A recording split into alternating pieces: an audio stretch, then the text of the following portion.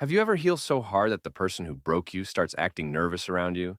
Like they see you glowing, leveling up, unbothered, unfazed, and they're like, wait, did I boost this person's power by hurting them? Yes, you did. And thank you for your contribution to my villain origin story. That's the kind of healing we're talking about today. Not the quiet, soft, candlelit bath kind of healing. I'm talking the dramatic, loud, who is this new version of you and why do I feel threatened type of healing. The I regret what I did because now I know you would never tolerate it again kind of healing. The you look too peaceful and that bothers my demons healing. Let me tell you a story. A couple years ago, my boy Elijah was in one of those situationships that felt like a relationship but had the commitment level of a group project where only one person's doing all the work.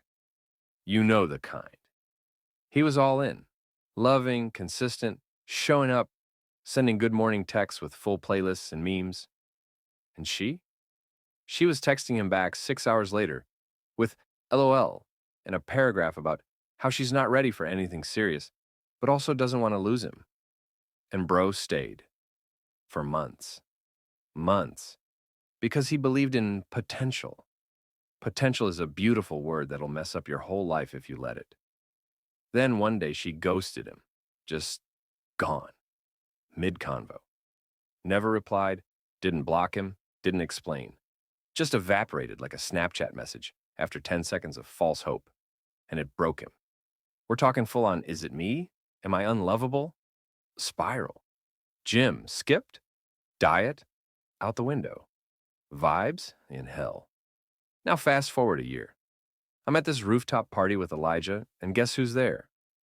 Yup, her. But something's changed.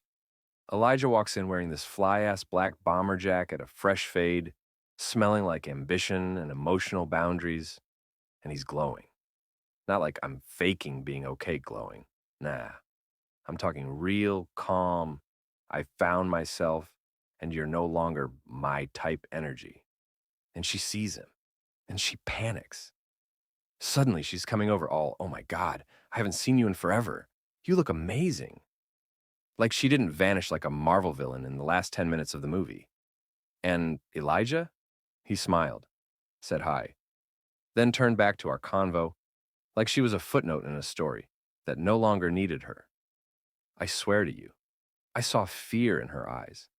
Not fear like he was going to yell or cause a scene. No, worse. Fear like he doesn't need me anymore. I don't even have access to him. That's what real healing looks like. People think healing is soft. Nah, healing is gangsta. Healing is when someone breaks you and you come back wiser, stronger, quieter. When you don't argue, don't chase, don't even flinch, because you've done the work and your peace now has security guards. You ever get so healed, your energy turns into a bouncer at the club of your soul? Sorry, if you're not on the growth list, you're not getting in. That's what we're aiming for. Because listen, everybody talks about revenge, getting back at someone, making them feel what they made you feel. But the wildest revenge is no revenge. It's healing so deeply that they don't even recognize the person you've become. And more importantly, they know they're no longer part of your future.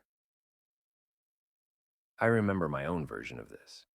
There was this girl I was in love with in my early 20s. I'm talking big feelings, late night convos, secret Spotify playlists. We had that deep connection, at least I thought we did. Turns out I was the emotional support side character in her main character drama. She'd come to me when she was sad, disappear when things were good, and keep me in that gray zone of maybe someday for way too long. When she finally cut me off, not with cruelty, but with cold detachment, it wrecked me. I was walking around like a zombie philosopher. I'd say stuff like, what is love, really? To the barista at Starbucks. Bro, I was down bad. But then I started healing. Not the, I'm gonna post gym selfies and pretend I'm over it kind. I mean real, slow, spiritual healing, therapy, books, sitting with my pain, writing about it, rebuilding my self-worth from myself, not from her opinion of me. And let me tell you, a year later, she hits me up, not to apologize. No, no. To check in. I knew the tone. It was the, why are you glowing and I'm not part of it? Check in. And I felt nothing. Not anger, not pain, just peace. I realized I was no longer trying to win her back. I was too busy winning myself. That's when I knew. I had healed so hard, it scared the one who hurt me. So let me say this to you.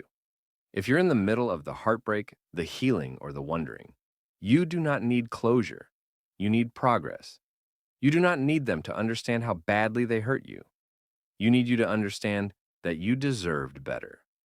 And you do not need to prove your worth to anyone who couldn't see it.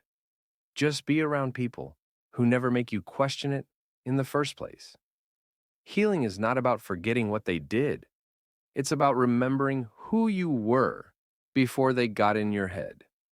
It's about coming back to yourself so loud, so proud, so undeniably you, that they realize they never had a chance at holding on to someone like you for long. And yeah, sometimes healing is lonely.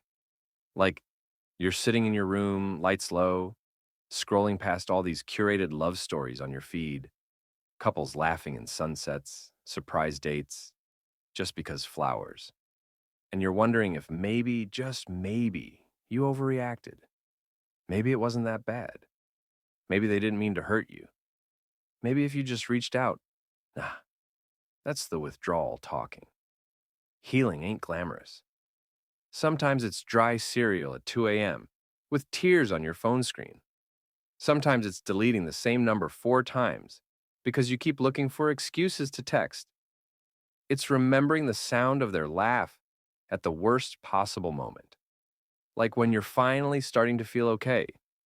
Sometimes healing is so boring, you'd almost rather feel the chaos again, because at least chaos felt like something. At least it distracted you. At least it was loud enough to drown out the silence. But let me tell you something. Do not go back to what broke you just because you're bored. That's like returning to a burning house because you forgot your phone. What you're craving isn't them. It's the feeling they used to give you, the validation, the thrill, the illusion of being wanted. But they didn't want all of you, just the parts that made them feel powerful. And you're too big for that now. Your future self is watching, the one who's calm, confident, grounded, the one who looks in the mirror and doesn't ask, why wasn't I enough? But instead says, damn, I'm proud of who I've become. Your healed self is waiting with new boundaries, better taste, and a peace so thick it feels like armor. And I promise you, the glow up is real.